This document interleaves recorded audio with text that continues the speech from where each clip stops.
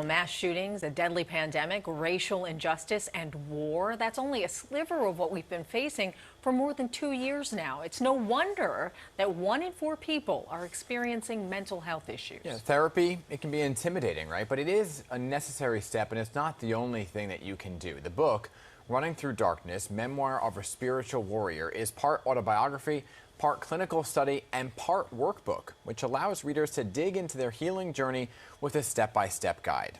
So holistic psychotherapist Santa Molina Marshall wrote the book to help people work through their trauma and lead them to triumph. And she joins us this morning to share her story. Good morning, Santa. Thank you so much for being here. Good morning.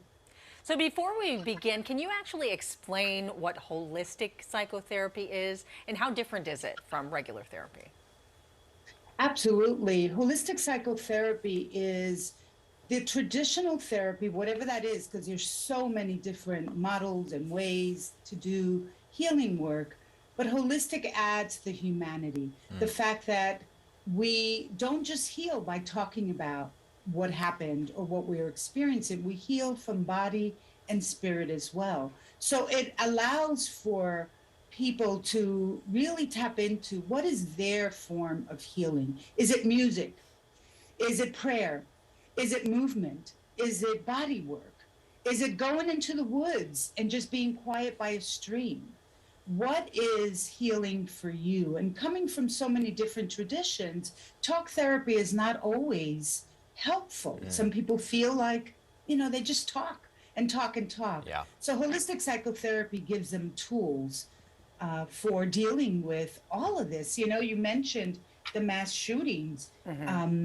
And it's just in 2022 alone, there've been 246 mass shootings. It's just outrageous. Yeah, and some people, like you said, that some people don't like to talk about things, right? They want other approaches to do things. And you've been working in the field of trauma for more than 30 years. So I guess, can you show us or tell us some of the ways that trauma can really impact the body and the mind and the signs to recognize that it actually is happening?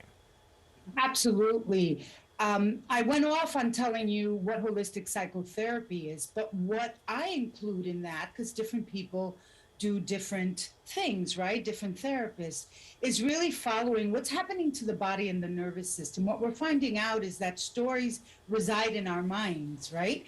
But the actual trauma effect, it's in your body, it's in your nervous system. So you can talk all you want for a very long time. You could even know why you behave the way you behave.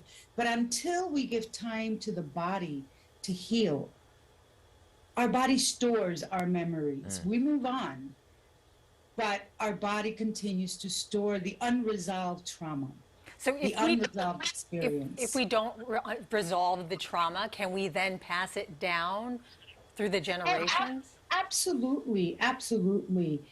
We learn how to either survive or not survive, depending on what we see. And that's part of the problem right now, is that we are experiencing a pandemic, right? Not only in the way that we've known it in these last couple of years, but of generational abuse. And passing on how to behave, passing on how to respond, right? Absolutely. So this is part workbook, right? Where readers, like I said, some people don't want to talk, but there is other ways to do things. So this is an opportunity to roll up sleeves, process some of their own experiences through some guided questions. This gets back to what I was saying, which is recognizing that you have trauma to begin with, right? So aside from therapy, what is the self-reflection and why is it so critical? Well, the self-reflection allows you to recognize that you have experienced something that maybe it's not resolved. It's still in your body. And so we get triggered. And we don't always know that we're being triggered, but our body stores everything. And when we're triggered, what we're being triggered by is a sensation in your nervous system. It's not necessarily a story that we think of. It's an experience of, I am being threatened right now, because that's what's still lodged in your body. So how do you redirect that? Well, it's really simple, but people just don't know that redirecting any form of activation in your body is done by introducing resources. So what a session, a psychotherapy session that's holistic and that includes somatic experiences in it says, what are you experiencing as you tell me the story? And can we, in this moment, introduce a resource? Can we help your body de-escalate so that it has a moment of reprieve between our personal experiences, childhood experiences, generational experiences, and then all the violence that we as a nation are experiencing. Our body's constantly being triggered and we're constantly reacting. We don't know whether it's real, whether it's perceived, whether it's from the past, the present. And that's why it's important to be aware of what's happening in your body and to introduce a resource. A resource is anything that helps your nervous system calm down.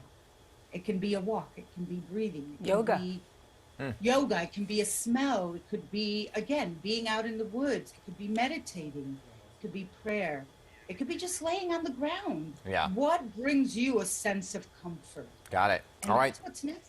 Yeah, I think it's something everybody's trying to find different ways to heal and process, especially what's going on each and every day. Santa Molina Marshall, thank you so much for being here and sharing some of your expertise with us. Appreciate it. Running Through Thank you. Darkness, Good day. Memoir of a Spiritual Warrior, available wherever books are sold.